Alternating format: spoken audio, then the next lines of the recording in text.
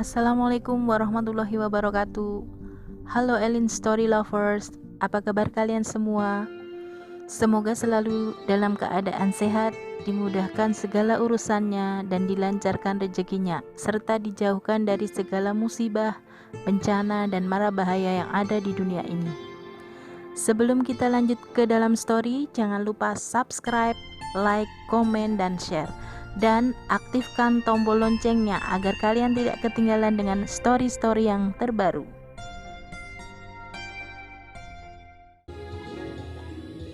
Diary, saat hari wetonku sesuai arahan Mbah Dukun, telur pemberiannya aku pecah.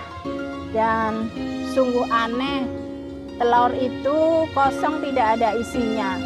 Padahal cangkang telur itu rapet, tidak ada yang retak sama sekali. Dan anehnya lagi, aku merasakan sesuatu yang lain dengan tubuhku. Perutku yang tadinya agak sedikit membesar, tiba-tiba rata dan kempes. Dan sepertinya bayi yang ada dalam perutku hilang. Open Diary.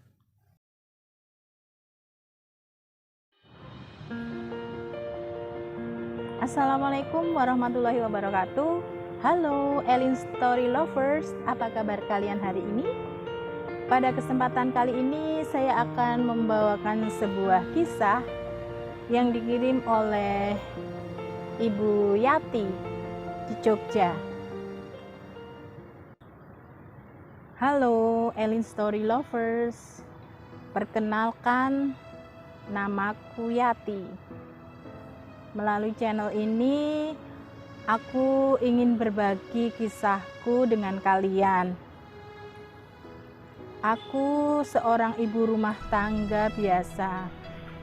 Sementara suamiku bekerja di sebuah sentra kerajinan kulit yang ada di kota Jogja. Saat itu pernikahan kami sudah memasuki tahun keempat. Anak sulungku seorang gadis berusia 3 tahun. Sementara anak keduaku juga cewek dan baru berusia 1 tahun. Kondisi ekonomi keluarga kami waktu itu bisa dikatakan pas-pasan. Kami masih tinggal satu rumah dengan ibu mertuaku. Meskipun kehidupan kami pas-pasan, aku tetap mensyukurinya. Ya, setidaknya kami masih punya tempat tinggal. Suami masih punya penghasilan untuk makan sehari-hari. Diary, masalah muncul saat aku periksa ke puskesmas karena badanku rasanya tidak enak.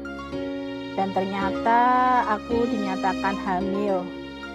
Dan suamiku pun sedikit sedih dengan kehamilanku ini. Karena anak keduaku masih terlalu kecil jika harus memiliki adik. Memang bagi kami saat itu tambah anak berarti tambah pengeluaran. Tapi bagaimanapun anak ini adalah rezeki. Aku pun rutin periksa ke puskesmas hingga kandunganku berusia 4 bulan. Namun cobaan hidupku datang lagi.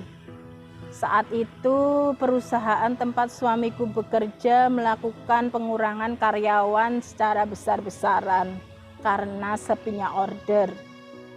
Sehingga omset perusahaan menurun drastis. Dan suamiku termasuk yang terkena PHK. Aku dan suamiku bingung bagaimana kelanjutan ekonomi keluarga kami. Tidak ada pekerjaan sama artinya tidak ada penghasilan. Dan tidak ada penghasilan berarti kami tidak bisa makan. Sementara itu kedua anak-anakku masih kecil. Ditambah aku sedang hamil 4 bulan. Hingga suatu hari suamiku mengajakku ke rumah seorang paranormal, sebut saja Mbah Dukun. Entah apa maksud suamiku, aku tidak tahu. Di tempat Mbah Dukun tersebut, aku bertemu dengan sepasang suami istri yang juga akan meminta bantuan Mbah Dukun. Karena sudah menikah lebih dari 5 tahun, tapi belum memiliki keturunan. Kami pun antri menunggu giliran. Hingga saatnya tiba, kami masuk ke dalam sebuah kamar tempat Mbah Dukun tersebut praktek. Tidak banyak yang dibicarakan, karena sepertinya suamiku sudah lebih dulu menyampaikan maksud kedatangan kami berdua. Kemudian aku diminta minum segelas air, dan aku dikasih sebutir telur.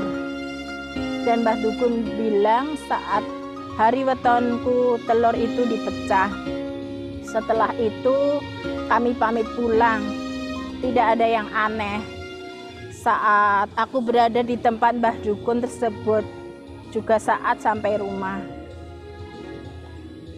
Diary, saat hari wetonku sesuai arahan Mbah Dukun, telur pemberiannya aku pecah. Dan sungguh aneh, telur itu kosong, tidak ada isinya. Padahal cangkang telur itu rapat, tidak ada yang retak sama sekali.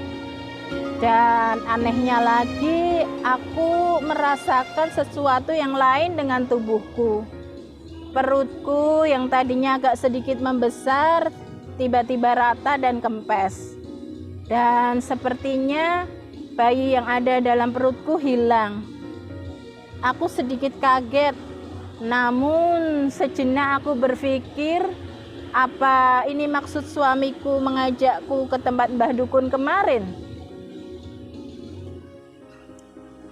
Diary, akhirnya aku menceritakan kondisiku dan menanyakan kepada suamiku soal kunjungan ke Mbah Dukun kemarin.